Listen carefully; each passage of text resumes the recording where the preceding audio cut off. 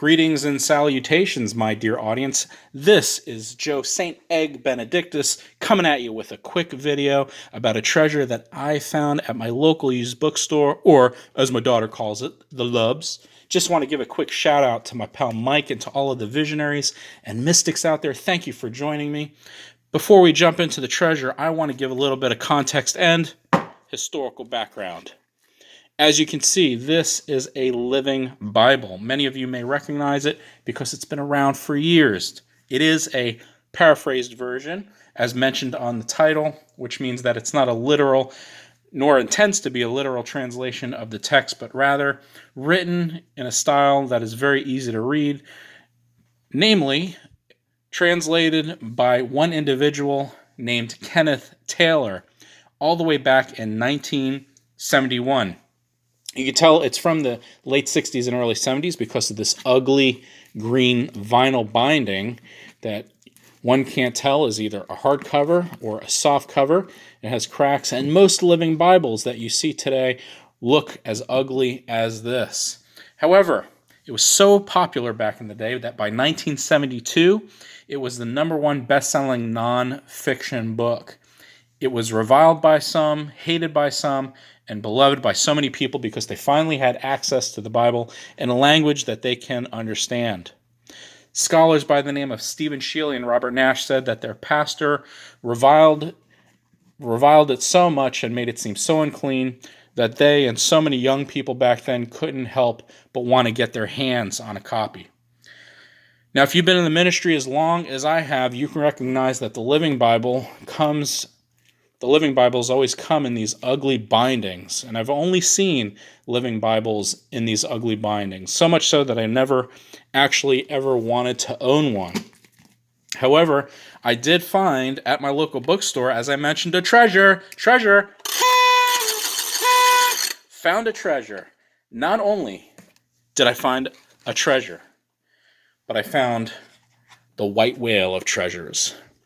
A Bible, the Living Bible. Still in the box. Check it out. Brown imitation leather with 23 karat gold edges, made from India paper, gold roll, whatever that means. But it is amazing to find a Bible this old still in a box. Yeah, it's a little beat up, it's a little bit used, but you think that if you were to look at a Bible from a box that it would fall apart in your hands. But check out this beautiful, beautiful binding. Though it is imitation leather, this cover is in great shape. There are no creases, there are no cracks. It really hasn't been used much. And so when I found this, I was beside myself.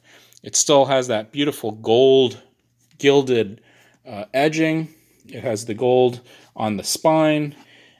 And you can see that the gold on the spine is still pretty clear.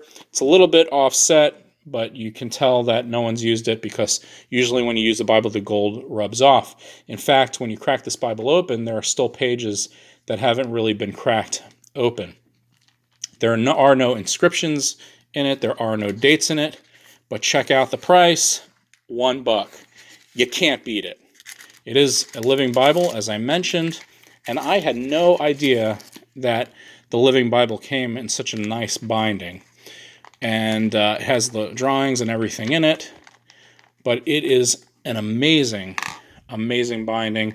Certainly worthy of a treasure. Certainly worthy of using. I'll probably use it as a travel Bible or in informal settings, maybe as devotionals, because the language is beautiful. But it can get saucy sometime. In fact, I already bookmarked this. Because the Bible was so controversial, some of it had to do with the language. For instance, 1 Samuel chapter 20, verse 30, in which Saul is enraged at his son Jonathan, and you can read it right there.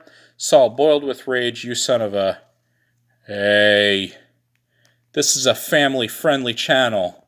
All right, clean up your mouth, get your act together. What kind of translation is this?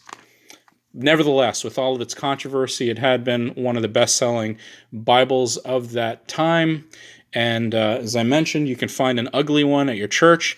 I dare you, I bet you, I challenge you to find a living Bible as beautiful and well-maintained as this.